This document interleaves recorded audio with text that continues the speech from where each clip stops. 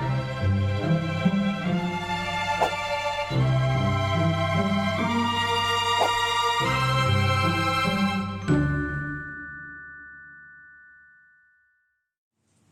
everyone, it's Russ here from Chelmsford Vineyard. I'm one of the leaders here at the church. It's Top Tips Tuesday on the 1st of September. So don't forget, pinch punch 1st of the month. If you're watching this live at 10 o'clock in the morning on Tuesday, you've got just under 2 hours to find a friend, a colleague or family member to pinch and punch to celebrate your friendship with them. Last week I was really struck by an article that I read on BBC News Online about friendships in lockdown. And I've included a link at the end of this video to that article if you want to have a look a bit deeper into it. And it reminded me of a Top Tips talk that I did 3 months ago at the start of June about the importance of staying connected as a family of the church. It was about praying for each other, about being in community with each other, and about encouraging each other. 3 months on, and we're just into September. How are we all doing with staying connected? The news article about friendships in lockdown really brought that question into sharp focus for me, because it started with quite a stark statement from an evolutionary psychologist who said this: friendships can deteriorate very quickly if you don't invest in them. It probably only takes about 3 months. And that made me think of my own friendships and how much I've invested in them in the last 3 months. And as a pastor, it made me think of our church. Are we investing in our friendships? Are there people in our church community who are feeling disconnected, feeling lonely, and experiencing a real loss of friendships? And don't get me wrong, this isn't a telling off and not being good enough friends. It has been, and it still is, a crazy, crazy year. And for many of us, August in particular has been a time of retreat and rest to recharge our batteries for the months ahead. But this is an encouragement to press in to friendships at the start of this new month and this new term. The essence of the BBC News article is that the quality of friendship depends directly on the time invested in it.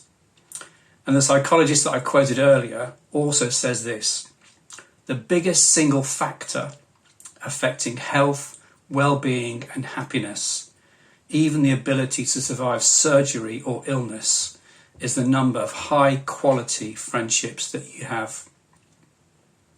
And if that's true, that good friendships mean good health, well-being and happiness, then how much more so is that true in the church, or should that be true in the church, in the family of Jesus, the ultimate friend?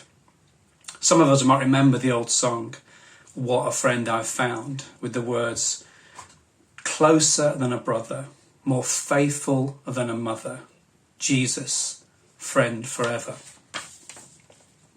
The Bible's got a lot to say about friendship. In the Old Testament, it says in the book of Ecclesiastes in chapter 4, 2 are better than 1, because they have a good return for their labour. If either of them falls down, one can help the other up. But pity anyone who falls and has no one to help him.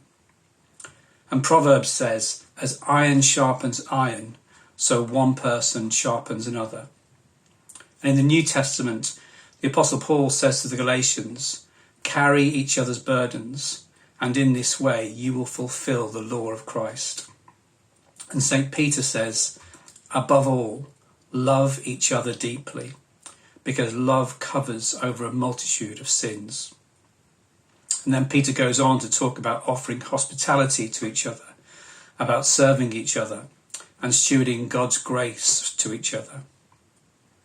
I know that some of you watching this will be really looking forward to starting school, college or university again. And in some cases you'll be seeing some of your friends for the first time in 6 months, and that's fantastic. Some of you will be returning to work after a few weeks off, or maybe even a period of furlough in the next few weeks.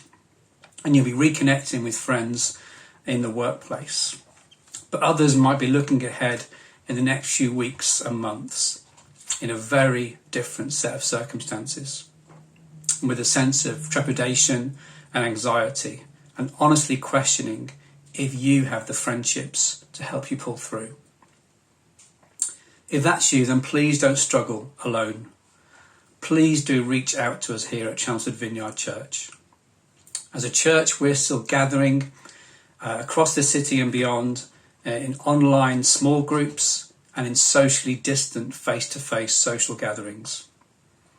And if you're already part of our church, I can't urge and encourage you enough to really plug in and invest in friendships through these small groups.